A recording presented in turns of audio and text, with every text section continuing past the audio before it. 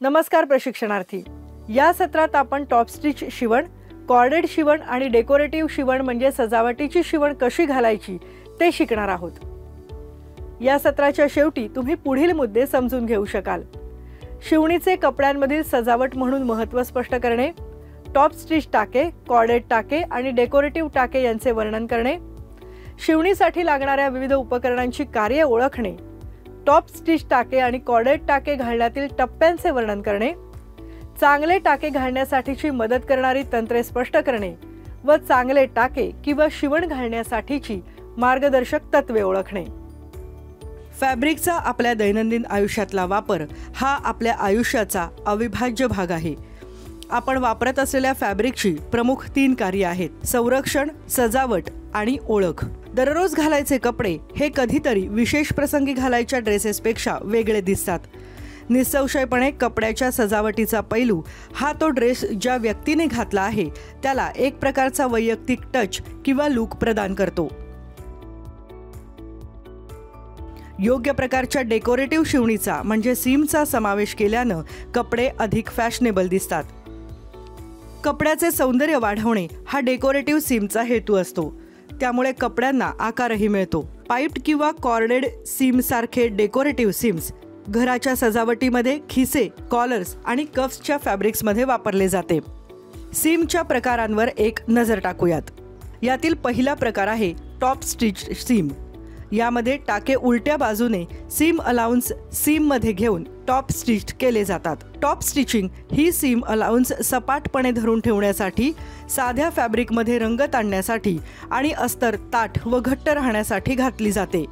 दुहेरी म्हणजे double top stitch शिवण। दुहेरी म्हणजे double top stitch seam, welt seam, tucked seam, slot seam आणि फॅगोटेड सीम। यानंतरचा सीम आहे कॉर्डेड सीम किंवा पाइप्ड सीम। हा डेकोरेटिव्ह म्हणजे सजावटीसाठी वापरण्याचा सीम आहे आणि सहसा तो नेकलाइन्स, कॉलरच्या कडा, छोट्या बाह्यांच्या कड्या आणि जॅकेट्सचे लेपल्स म्हणजे कोटाच्या कॉलरच्या छातीवरील पुढील घडी यामध्ये वापरले जातात। कॉर्डिंग किंवा पाइपिंग हे विविध रंगात तयार विकत मिळू शकतात। यातील सर्वात शेवटचा आहे डेकोरेटिव्ह म्हणजे या सीममुळे कपड्याचे डिझाईन किंवा सजावट अधिक उठून दिसते।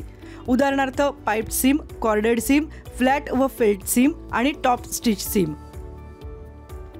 आता सीमसाठी वापरली जाणारी सर्वसाधारण उपकरणे पाहूया। सीम रायपरने शिवणीतील म्हणजे सीममधील दोरे काढून टाकता येतात। ज्यासाठी सीम रायपर वापरले जाते ते सोडून अन्य कशासाठीही सीम रायपरचा वापर करू नका। कपड्याच्या सीममधील नको असलेले छोटे छोटे धागे काढून टाकण्यासाठी अत्यंत काळजीपूर्वक रायपरचा वापर करा। कटिंग पॅटर्न्स व सीम अलाउन्सेसवर खुणा करण्यासाठी नॉचर्स वापरतात। सीम गेज 6 हा एक सरकता रॉड मार्कर असलेली पट्टी आहे। ती सीममधील अंतराची लांबी, बटण आणि बटनाची छिद्रे चिन्हांकित करण्यासाठी तसेच चुण्या व निऱ्या यांच्यासारख्या डिझाईनमधील तपशील दर्शवण्यासाठी वापरतात। स्निपर हे छोट्या हलक्या वजनाचे स्प्रिंगचा भार असलेले आपोआप खुले होणारे ब्लेड्स आहेत। यामुळे वाया जाणारे धागे कापणे तसेच ट्रिम करणे किंवा उसवलेले टाके काढणे आणि सीम खुली करणे हे सोपे आणि वेगाने होते। विविध प्रकारचे सीम आणि सीम फिनिशिंग कसे करायचे ते आता आपण पाहूयात। तुमच्याकडे सीम घालण्यासाठीची सर्व आवश्यक ती उपकरणे व साहित्य आहे याची खात्री करून घ्या। सिंगल निडल इंडस्ट्रियल लॉक शिवण यंत्र, हाताने शिवण्याची सुई, पट्टी, मोठी कात्री, लांब कापड, जाड दोरी, शिवण्याचा दोरा आणि ड्रेस मेकरचा पिन बॉक्स। दिलेल्या साहित्यातून विविध प्रकारच्या सीमसाठी नमुन्यांवर खुणा करा व तुकडे कापून घ्या। फक्त 20 बाय 20 सेंटीमीटरचा टेप्ड सीमचा नमुना वगळता सर्व तुकडे 25 बाय 10 सेंटीमीटरचे असतील। संदर्भासाठी माहिती पत्रक पहा। खाली दिलेल्या क्रमानुसार टाके शिवा। Top stitch seam, slot seam आणि corded seam. Top stitch seam घालण्यासाठी खालील स्टेप्स आहेत। सिंगल टॉप स्टिच शिवण्यासाठी प्लेन सीमचा सीम अलाउन्स एका बाजूला दाबा आणि प्लेन करून घ्या। पुन्हा प्रेस करा।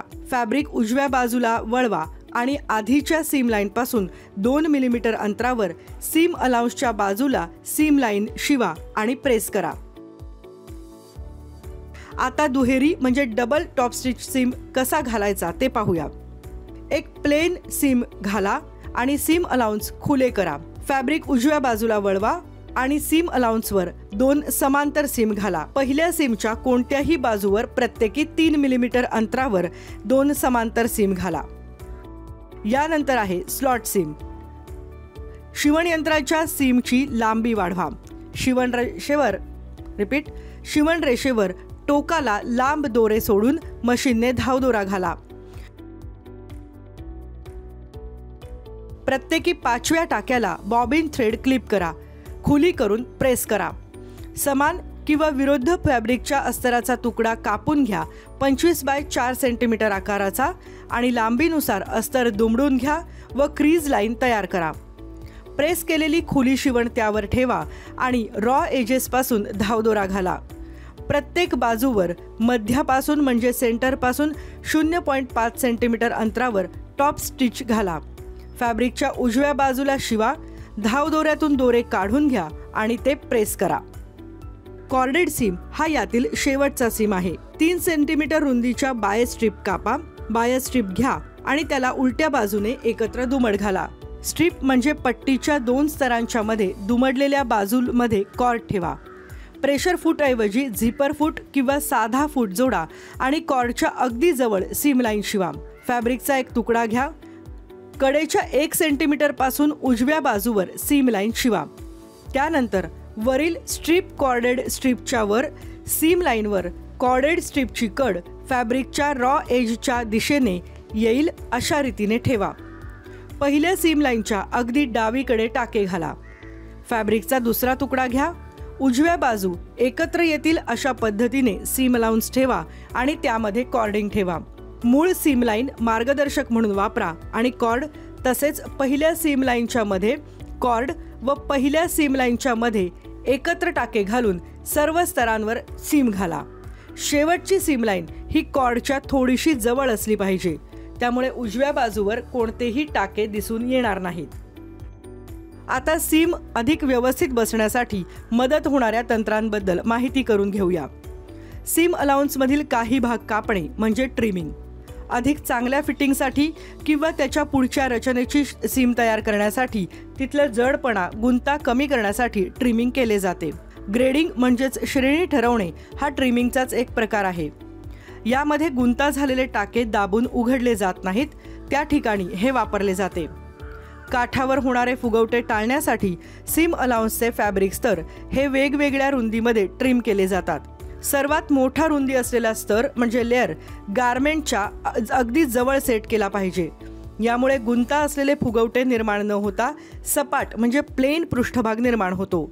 आधी सीम लाईन पासून थोड्याशा अंतरावर सीम अलाउन्स ट्रिम करून घ्या। त्यानंतर बिंदूपाशी निमुळत्या बाजूंना ट्रिम करा। आतील बाजूस कर्व्ज आणि कॉर्नर्स असलेल्या सीम अलाउन्सेसमध्ये दोऱ्यांचा गुंता काढण्यासाठी नॉचेसची मदत होते। बाहेरील बाजूस असणारे कर्व्ज आणि कॉर्नर्स क्लिप केल्याने फॅब्रिक सपाटपणे हवे तसे पसरते। चांगली सीम घालण्यासाठीच्या मार्गदर्शक सूचना पाहूयात। योग्य पोश्चर वापरा। तुमच्याकडे असलेल्या मोठ्या कात्र्या, सुया आणि पिनांना धार आहे ना याची खात्री करून घ्या। तुमच्या फॅब्रिकसाठी आणि तुम्हाला ज्यासाठी शिवण करायचे आहे त्या हेतूला मदत होईल असेच सीम टेक्निक वापरा। हे नेहमी लक्षात ठेवा। सैलसर फॅब्रिकमध्ये तसेच सुळसुळीत फॅब्रिकमध्ये मोठे सीम अलाउन्स चांगले असतात। जेव्हा सीम एकत्रितरित्या शिवले जातात तेव्हा दोन्ही फॅब्रिकच्या तुकड्यांचा एकमेकांना स्पर्श झाला पाहिजे। सीम घालण्याआधी पिना शिवणाच्या बाजूने आडव्या लावल्या गेल्या पाहिजेत। सुईच्या प्रकाराची निवड ही कापडाची वैशिष्ट्ये, शिवण्याच्या दोऱ्याचा आकार, शिवणाचा आणि टाक्याचा प्रकार यावर अवलंबून असते। पिनांवर कधीही शिलाई करू नका, त्यामुळे शिवण यंत्रांचे नुकसान होऊ शकते। कोणतेही सुळसुळीत फॅब्रिक वापरले जात असेल तर सीमला फिनिशिंग करणे आवश्यक असते। सीम अलाउन्सच्या रॉ एजेसना ओव्हरलॉक मशीनने घट्ट करणे हा फिनिशिंग करण्याचा जलद मार्ग आहे। प्रेसिंग उपकरणांमध्ये नेहमी पॉइंट प्रेसर वापरा। यामुळे सीम फॅब्रिकमध्ये मिसळण्यास एकत्र होण्यास मदत होते आणि सीम फॅब्रिकला अधिक घट्टपणे धरून ठेवतात। आता आपण टॉप स्टिच शिवण कॉर्डेड शिवण व डेकोरेटिव्ह म्हणजे सजावटीची शिवण कशी घालायची या सत्राच्या शेवटी पोहोचलो आहोत। आतापर्यंत तुम्ही खालील गोष्टी स्पष्ट करण्यात सक्षम झाला असाल। शिवणीचे कपड्यांमधील सजावट म्हणून महत्त्व स्पष्ट करणे, टॉप स्टिच टाके, कॉर्डेड टाके आणि डेकोरेटिव्ह टाके यांचे वर्णन करणे, शिवणीसाठी लागणाऱ्या विविध उपकरणांची कार्ये ओळखणे, टॉप स्टिच टाके आणि कॉर्डेड टाके घालण्यातील टप्प्यांचे वर्णन करणे, चांगली टाके घालण्यासाठीची मदत करणारी तंत्रे स्पष्ट करणे व चांगले टाके किंवा शिवण घालण्यासाठीची मार्गदर्शक तत्त्वे ओळखणे।